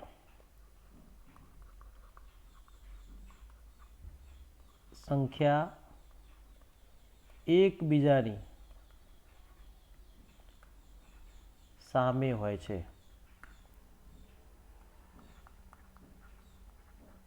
હવે અલ્ટરનેટ કઈ રીતના શોધવાનું? તો અલ્ટરનેટ અર્થાત કોઈ પણ રીતે બીજી બાજુને સ્પર્શતી ના હોય તે સંખ્યા. તો અલ્ટરનેટ સંખ્યા એટલે અહીંયા અલ્ટરનેટ બાજુ અર્થાત કોઈ પણ રીતે જે સ્પર્શતી ના હોવી જોઈએ. ધારો કે અહીંયા 5 અને 1 અહીંયાથી એકબીજાને ખૂણામાં સ્પર્શે છે. આ તો સ્પર્શે જ છે. 5 અને 2 પણ સ્પર્શે છે. તો આ 5, 2, 1 એકબીજાની અલ્ટરનેટ નથી. એવી જ રીતે 1 અને 4 સ્પર્શે છે, 2 અને 4 તો નથી. પરંતુ જો 5 અને 4 કોઈ પણ રીતે સ્પર્શતા નથી, તો 5 અને 4 અલ્ટરનેટ થશે. 5 અને 4 એકબીજાને કોઈ પણ રીતે સ્પર્શતા નથી, તો 5 અને 4 એકબીજાની અલ્ટરનેટ છે, બરાબર છે. 5 અને 4 એકબીજાની અલ્ટરનેટ છે. એવી જ રીતે 2 અને 3 સ્પર્શે છે, 4 અને 6 એ સ્પર્શે છે, બરાબર છે. પરંતુ 1 અને 3 એ સ્પર્શતા નથી. જુઓ, 1 અને 3 એકબીજાને સ્પર્શતા નથી. 2 અને 6 સ્પર્શતા નથી. તો 5 અને 4, 1 અને 3 અને 2 અને 6 એકબીજાની અલ્ટરનેટ છે. ખ્યાલ આવી ગયો? તો અલ્ટરનેટ વિશે હજુ ફરીથી આપણે સમજીએ કે અલ્ટરનેટ અર્થાત તે બાજુઓ કોઈ પણ રીતે બીજી બાજુને સ્પર્શતી ના હોવી જોઈએ. આપણે અહીંયા લખીએ કે અલ્ટરનેટ બરાબર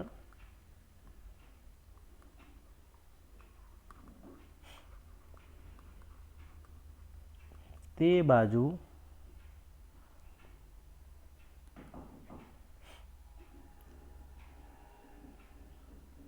કોઈ પણ રીતે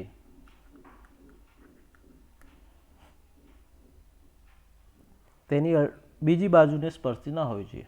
કોઈ પણ રીતે બીજી બાજુને સ્પર્શતી ના હોવી જોઈએ, તો જ તે અલ્ટરનેટ સંખ્યા છે, બરાબર છે. ધારો કે 6 છે તો 3 ને અડે છે, 6 4 ને પણ અડે છે, તો 4 અને 3 માટે તે અલ્ટરનેટ નથી. પરંતુ 2 ને અડતી નથી, બરાબર, તો કઈ હોઈ શકે. 5 4 ને અડતી નથી તો હોઈ શકે. 1 3 ને અડતી નથી તો 3 અને 1 એકબીજાની અલ્ટરનેટ હોઈ શકે. હવે આના આધારે આપણે આપણો જે પ્રશ્ન છે તે સોલ્વ કરીએ. પ્રશ્ન સોલ્વ કરીશું તો આપણને સરળતાથી સમજવા પડશે. ફરીથી આપણે આકૃતિ દોરવી પડશે. અહીંયા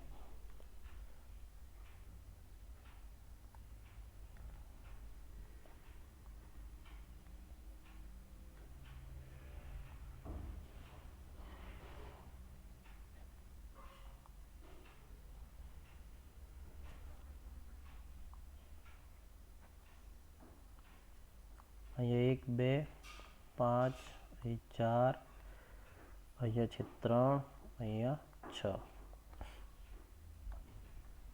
ઓકે, આકૃતિ દોરીએ આપણે.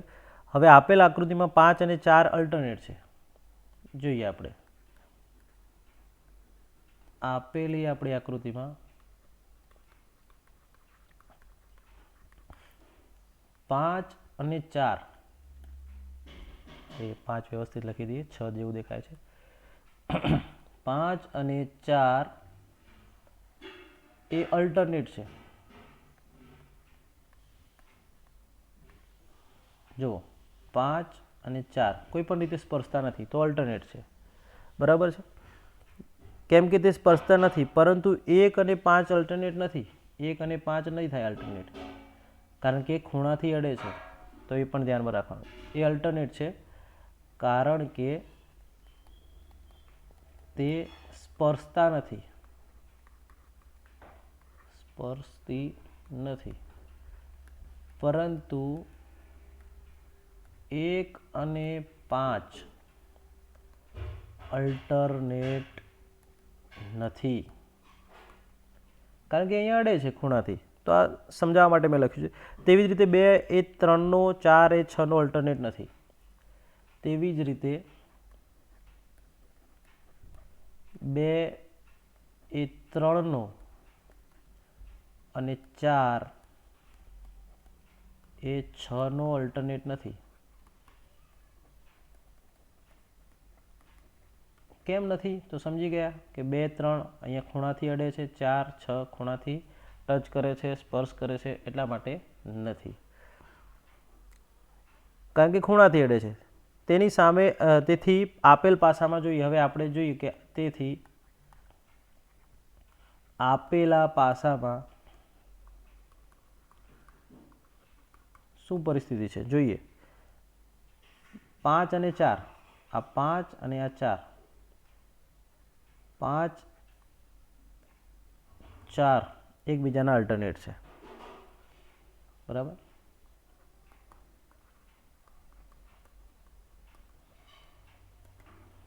પછી 2 અને 6, 2 અને 6, 2 થી જોઈએ તો 2 અને 6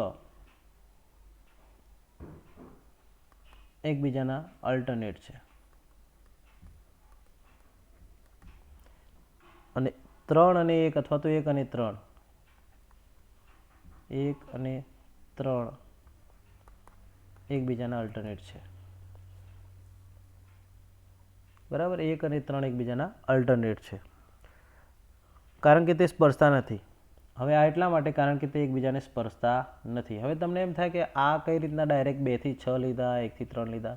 તો મિત્રો આપણે અહીંથી ઉપરથી શરૂ કર્યું, 5 થી શરૂ કર્યું તો 5ની સાથે જે અલ્ટરનેટ બને એવો હતો પહેલો તો એ 4 હતો. ત્યારબાદ આપણે 2 આવી ગયા તો 2 ને 5 નથી બનતો, 1 નથી બનતો, 4 નથી, 3 નથી બનતો, તો 2 નો સીધો 6 થી જ બનશે. તો 2 ને આપણે લીધો 6 થી. હવે જે બાકી વધે છે તમને એમ થાય કે 1 નો 3 બની શકતો હતો અહીંયા, બરાબર. તો 1 નો 3 જ બને છે. આપણે 1 ના નથી ગયા, અહીંયા 1 થી કર્યું હોત તો પણ એ જ થાત.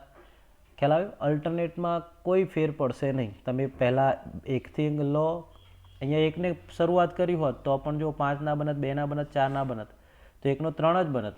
તમને એમ થાય કે 1 નો 6, હા 1 નો 6 કહી શકાય, પરંતુ આપણે 5 થી શરૂ કરીએ તો 5ના પહેલાં 5 ને 4, પછી આ રીતના ઉપરથી શરૂ કર્યું છે.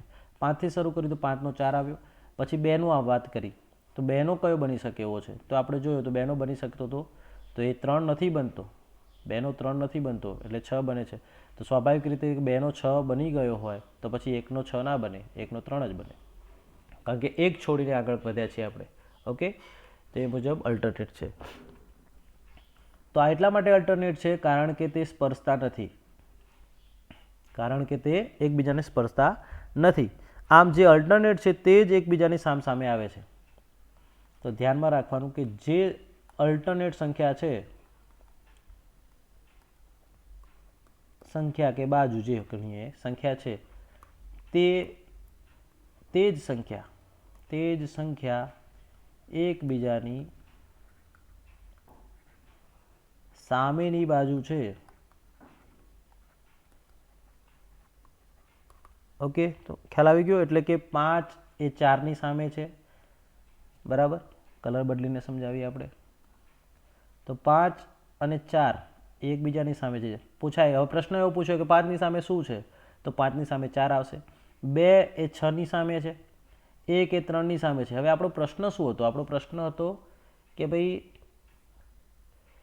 ખુલ્લો પાસો હોય 1ની સામે, અહીંયા રહ્યું આપણો પ્રશ્ન હતો કે 1ની સામે શું આવશે, બરાબર છે. આ પ્રશ્ન હતો તો આપણો જવાબ મળી ગયો કે 1ની સામે 3 આવશે. હવે 1ની જગ્યાએ આપણને પૂછ્યું કે 5ની સામે શું આવશે? તો 4, 4ની સામે શું આવશે? તો 5, 2ની સામે શું આવશે? તો 6, 6ની સામે શું હશે? તો 2, 3ની સામે શું આવશે? તો 1.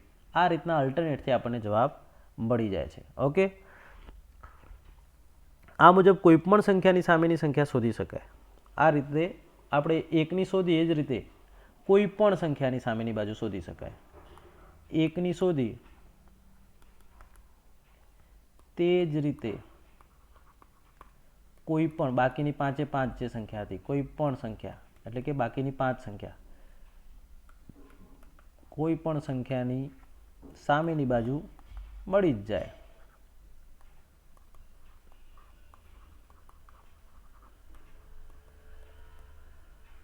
ખ્યાલ આવી ગયો? હાલ જ આપણે વાત કરી કે 5ની 4, 4ની 5, 2ની 6, 6ની 2, 1ની 3 અથવા 3ની 1. તો આ મુજબ આપણે ખુલ્લા પાસા હોય એ પાસાની વાત કરી. હવે આપણે પાસાને બંધ કરવો એના વિશે વાત કરીએ. અને રબ કરી દઈએ. હવે એક પ્રશ્ન એવો પણ પૂછાતો હોય છે કે પાસાને બંધ કરવો, ખુલ્લા પાસાને બંધ કરવો.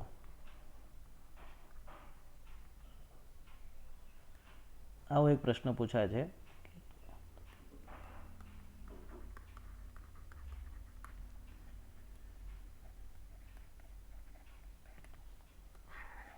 મિત્રો એક જ વખત આ વિડીયો જોશો એટલે તમારે પાસાના તમામ પાસા સોલ્વ થઈ જશે. ઓકે, ડાઇસના આધારે જેટલા પણ પ્રશ્નો પૂછાય છે બધા પ્રશ્નો કવર કરવાનો આપણો પ્રયત્ન છે.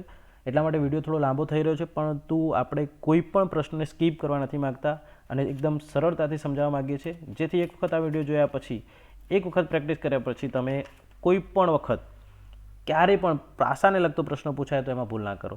ઓકે, હવે ખુલ્લા પાસાને બંધ કરવો. તો પ્રશ્ન પૂછાતો હોય છે કે ભાઈ આ ખુલ્લો પાસો છે અને બંધ કરો તો શું થાય? તો પહેલાં એક આકૃતિ આપેલી હોય છે, જોઈએ આપણે.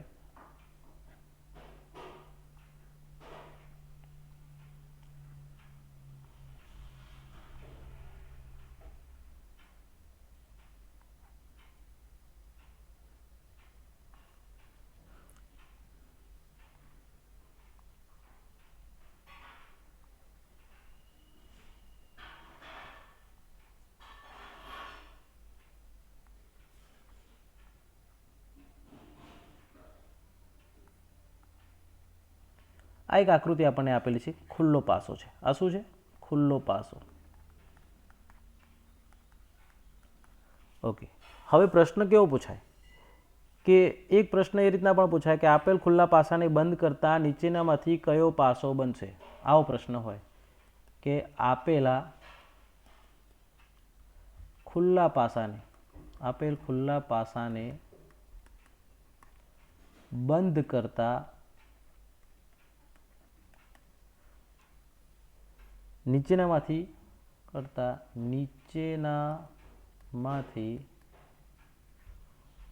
કયો પાસો બનશે?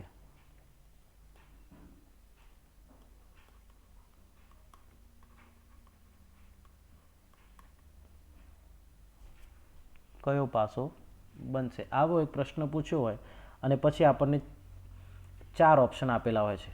ઓકે, આવો પ્રશ્ન પૂછ્યા પછી આપણને 4 ઓપ્શન આપ્યા હોય અને 4 પાસા આપ્યા હોય છે. આપણે પાસા દોરી દઈએ.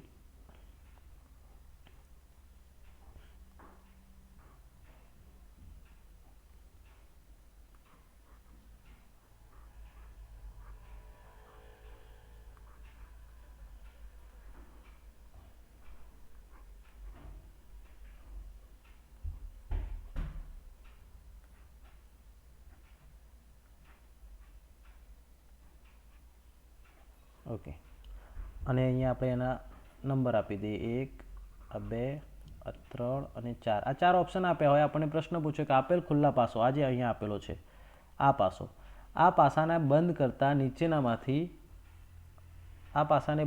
નીચેનામાંથી કયો પાસો બનશે? ઓકે, અહીંયા અક્ષર લખવાના રહી ગયા છે તો લખી દઈએ આપણે ઓપ્શનમાં.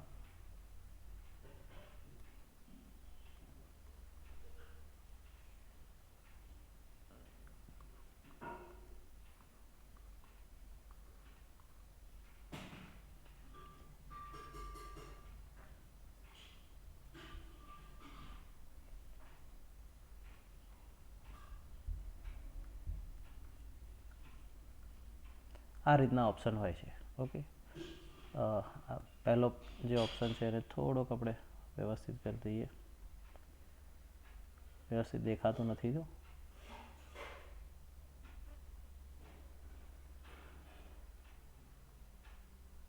ઓકે, આ મુજબનો આપણો હોય છે પ્રશ્ન. બરાબર છે, થોડોક દોરવામાં વાર થઈ ગઈ મિત્રો.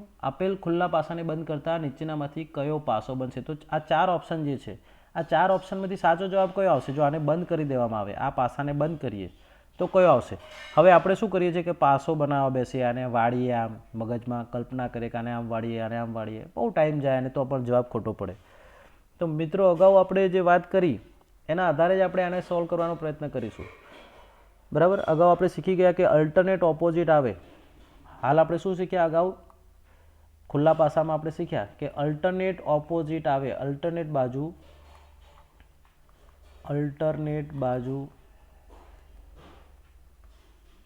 ઓપોઝિટ આવે એટલે કે સામે સામે આવે, ઓપોઝિટ અથવા તો સામેની બાજુ આવે. આ આપણે અત્યારે શીખી ગયા, બસ આના આધારે જ આપણે આ સોલ્વ કરવાનું છે. તો આપણે અલ્ટરનેટ શોધીએ એટલે આપણને ખબર પડી જશે. અલ્ટરનેટ શોધવાના છે, અલ્ટરનેટ શોધશું એટલે ખબર પડી જશે. હવે આપણે આપણી જે આકૃતિ છે એમાં અલ્ટરનેટ શોધીએ. ઓકે, આ આપણી જે આકૃતિ છે એ આકૃતિમાં આપણે અલ્ટરનેટ શોધીએ. તો અલ્ટરનેટ શોધવા આપણે નિયમ શું છે કે સ્પર્શતા ના હોવા જોઈએ. અહીંથી એ, અહીં એફ, બરાબર એ રીતના. તો આપણે એફથી શરૂ કરીએ, આ બંને જોડે છે તો એફથી શરૂ કરીએ. તો એફ છે એને એ નહીં આવે, એ નહીં આવે, તો એફનો અલ્ટરનેટ બી બનશે, બરાબર છે. એફનો અલ્ટરનેટ શું બનશે? બી. હવે ઈ છે તો ઈનો અલ્ટરનેટ શું બનશે? તો એવી જ રીતે ઈનો અલ્ટરનેટ અહીંયા સી બનશે. એફનો બી, ઈનો સી. હવે બાકી શું રહ્યું? તો એ અને ડી. તો એ બંને એકબીજાના અલ્ટરનેટ બની જશે, બરાબર. આપણે અહીંયા લખી દઈએ, આ જગ્યા જે છે ત્યાં લખી દઈએ કે એફનો અલ્ટરનેટ, અહીંયા ગ્રીન કલરથી લખું છું, બ્લુ કલરથી લખીએ ચલો. તો એફ છે તેનો અલ્ટરનેટ બી એટલે કે એની સામેની બાજુ બી. ઈ જે છે એનો અલ્ટરનેટ સી એટલે કે એની સામેની બાજુ સી. અને બાકી રહ્યું એ, તો એનો અલ્ટરનેટ ડી. આ અલ્ટરનેટ આપણે અગાઉ શીખ્યા આના આધારે કરીએ છીએ મિત્રો. આ એ છે એનો ડી. ખ્યાલ આવી ગયો? હવે આ જ વસ્તુ આપણે નીચે પણ લખી દઈએ કારણ કે આપણે આકૃતિમાં વારંવાર જોવું ના પડે. અલ્ટરનેટ બાજુ એકબીજાની સામે સામે આવે એ આપણે શીખી ગયા. તો આપણે અહીંયા ફટાફટ લખી દઈએ અલ્ટરનેટ બાજુઓ જે છે તે એફ અને બી, પછી છે ઈ એની સામેની અલ્ટરનેટ સી અને એ એની સામેની ડી. હવે આપણે શું શોધીશું કે જો એફ ઈ એ દેખાતા હોય તો તેની વિરોધી બાજુ બી સી ડી દેખાય નહીં. હવે આ એકબીજાના વિરોધી છે તો ધ્યાનમાં શું રાખવાનું કે જો એફ ઈ અને એ આ દેખાતા હોય, આ બાજુઓ દેખાતી હોય,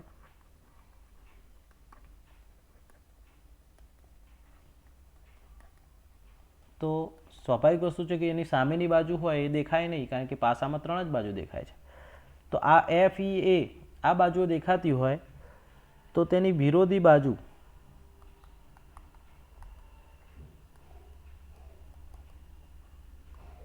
કઈ છે? તેની વિરોધી બાજુ બી સી અને ડી. બી સી અને ડી દેખાશે નહીં. બી સી અને ડી દેખાશે નહીં, બરાબર છે. તો એ મુજબ આપણે જોવાનું છે. હવે ખાસ ધ્યાન રાખો કે એફ ઈ એ દેખાતી હોય તો બી સી ડી દેખાશે નહીં. હવે આના આધારે આપણે આપણા જે ઓપ્શન છે તે જોઈશું, બરાબર છે. એ મુજબ આપણે જોઈએ તો પહેલામાં જોઈએ, આ પહેલું છે આપણું પહેલો ઓપ્શન. એમાં જોઈએ કે ભાઈ એફ છે તો એફનો અહીંયા જો એફ છે તો એનો અલ્ટરનેટ બી એ દેખાવો ના જોઈએ. તો એફ છે તો અલ્ટરનેટ બી દેખાય છે, બરાબર. બી ના હોવો જોઈએ. તેથી આ પહેલો તો ખોટો છે. પહેલો ઓપ્શન શું છે? ખોટો છે. કેમ ખોટો છે? કે અલ્ટરનેટ બાજુ દેખાવી ના જોઈએ. તો એફ છે તો એફની વિરોધી બાજુ કઈ છે? તો બી. તે ના દેખાવી જોઈએ, પરંતુ અહીંયા દેખાય છે. એફ પણ દેખાય છે અને બી દેખાય છે. તો પહેલો ઓપ્શન તો ખોટો છે, એટલે પહેલો આકૃતિ તો નહીં બને. હવે બીજામાં જોઈએ. બીજામાં એફ છે, ઓકે, તો બી ના દેખાવો જોઈએ. એફ એનો સામેનો જે છે તે કયો છે? બી. તો એ ના દેખાવો જોઈએ. એફ છે તો બી દેખાવો જોઈએ નહીં. અહીંયા જો આ એફ છે તો આ બી ના દેખાવો જોઈએ. તો બીજા ઓપ્શનમાં જોઈએ એફ તો બી ક્યાંય છે? ના. ઈ છે, ડી છે, નથી. ઓકે, હવે વાત કરીએ ડી છે તો એ ના દેખાવો જોઈએ. ડી આપ્યો હોય તો એનો અલ્ટરનેટ કયો છે? ડીનો એ છે. તો ડી છે તો એ ના દેખાવો જોઈએ. ઓકે, તો એ પણ નથી દેખાતો. હવે ઈ છે તો ઈના સામે વિરોધી સંખ્યા કઈ છે? અને વિરોધી બાજુ સી છે. તો ઈની વિરોધી સી તો એ પણ ના દેખાવી જોઈએ. તો એ પણ નથી દેખાતી. જો એફની બી નથી દેખાતી, એફ તો એની સામે બી નથી દેખાતો. ડી એની સામે એ ના દેખાવો જોઈએ તો એ પણ નથી. અને ઈ એની સામે સી ના દેખાવો જોઈએ તો એ પણ નથી. બી એ સી આ ત્રણે નથી દેખાતા. તો આ જે આન્સર છે બી, બીજો આકૃતિ છે એ સાચી છે. અહીંયા જો એ રીતના કરવા જઈશું સેમ તો એફ તો બી છે તો દેખાય છે એટલે ખોટું પડી જાય છે. અહીંયા આ ત્રીજી આકૃતિમાં જોઈશું. આગળ આપણે જવાની જરૂર નથી, બીજામાંથી જ જવાબ મળી જાય છે. તો પણ આપણે જોવું હોય તો ઈ, તો ઈની સામે સી ના દેખાવો જોઈએ, તો અહીંયા સી દેખાય છે તો આ પણ ખોટો પડી જાય છે. અહીંયા ડી, તો ડીની સામે એ ના દેખાવો જોઈએ, તો અહીંયા એ દેખાય છે તો આ પણ ખોટો પડે છે. એટલે સાચો જવાબ જે આવે છે તે કયો છે? આ છે આપણો. ઓકે, બી, અથવા તો સોરી બીજા નંબરનો જવાબ જે છે તે સાચો છે. તો આ રીતે જ આપણે જવાબ મેળવી શકીએ. ખ્યાલ આવી ગયો મિત્રો? ફરીથી એક વખત સમજાવી દઈએ કે અલ્ટરનેટ બાજુ શોધવાની, આવો જ્યારે પ્રશ્ન પૂછાય ત્યારે અલ્ટરનેટ બાજુ શોધવાની. ફટાફટ આપણે એનું રિવિઝન જે રીતના જોઈ લઈએ. તો અલ્ટરનેટ શોધી, એફની અલ્ટરનેટ બી છે, ઈનો અલ્ટરનેટ સી છે, બાકી જે બે વધ્યા એ અને ડી એકબીજાના અલ્ટરનેટ છે. હવે અલ્ટરનેટ બાજુ હોય એ એકબીજાની વિરોધી હોય, તો નિયમ પ્રમાણે વિરોધી સંખ્યા હોય તો જે દેખાય વિરોધી ના દેખાવો જોઈએ. બરાબર? કોઈ પણ અહીંયા કોઈ પણ આપ્યું હોય આપણે, તો અહીંયા વિરોધી દેખાવો જોઈએ નહીં. તો એફ છે તો એફનો વિરોધી બી આખા આકૃતિમાં 3માંથી ના દેખાવો જોઈએ, પરંતુ અહીંયા બી દેખાઈ ગયો આપણને. અહીંયા બી દેખાઈ ગયો તો પહેલો ઓપ્શન આપણે સ્કીપ કરી દેવાનો છે, કારણ કે બી દેખાય છે એનો મતલબ કે આ ખોટું છે, વિરોધી બાજુ ના દેખાવી જોઈએ. બીજામાં જોઈએ તો એફ તો એનો વિરોધી બી તો નથી દેખાતો, ચલો આગળ જોઈએ. ડી તો એનો વિરોધી એ તો નથી દેખાતો, આગળ જોઈએ. ઈ એનો વિરોધી સી નથી દેખાતો, તો આ જવાબ સાચો છે. બરાબર છે? એવી રીતે આમાં આગળ જવાની જરૂર નથી, છતાંય જોઈ લઈએ તો ઈ તો એનો વિરોધી સી ના દેખાવો જોઈએ, એ દેખાય છે, અહીંયા સી દેખાય છે આપણને, તો આ ખોટો છે, તો આ પણ ના આવે. કદાચ આને ઓપ્શનને અહીંયા મૂક્યો હોત ને આ છેલ્લે મૂક્યો હોત તો આપણે જોતા જવું પડે, બધાને જોવા પડે. ઓકે, હવે ડી છેલ્લા ચોથાની વાત કરીએ તો ડીનો વિરોધી એ છે તો એ ના દેખાવો જોઈએ, અહીંયા એ દેખાય છે, તો આ પણ ખોટો છે. તો આ મુજબ આપણે જોઈ શકીએ કે જે ના દેખાતો હોય તે સાચો હોય, તો આ જવાબ આપણો સાચો છે. ઓકે, તો આ રીતે આપણે જવાબ મેળવી શકીએ મિત્રો. બિલકુલ સરળતાથી આ રીતે આપણે જ્યારે ખુલ્લા પાસાના પ્રશ્નો હોય તેને બંધ કરવાનો હોય, ખુલ્લા પાસાને બંધ કરવાનો હોય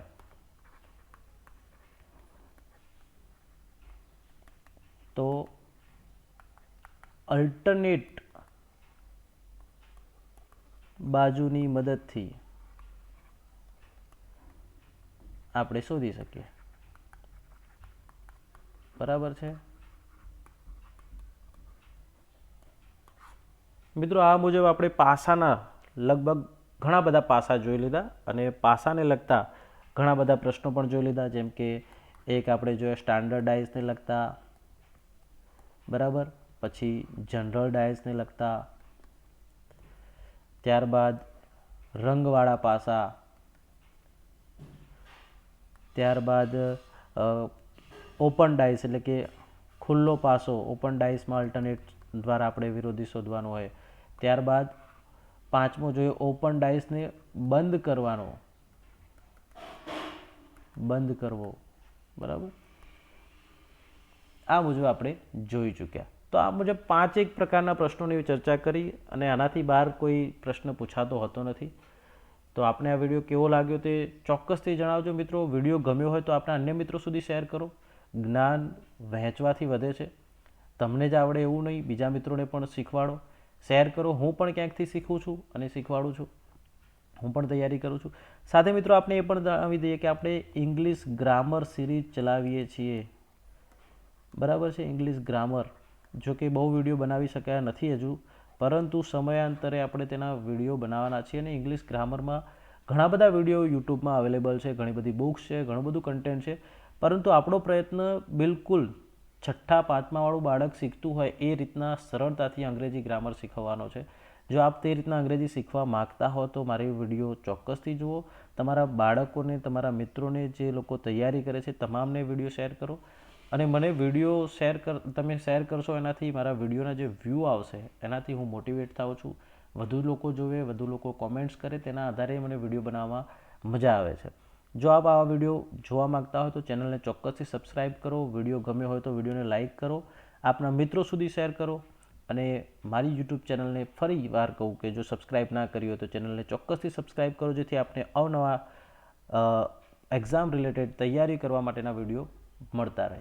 મળીએ એક નવા વિડીયો સાથે. ત્યાં સુધી થેન્ક યુ. આવજો.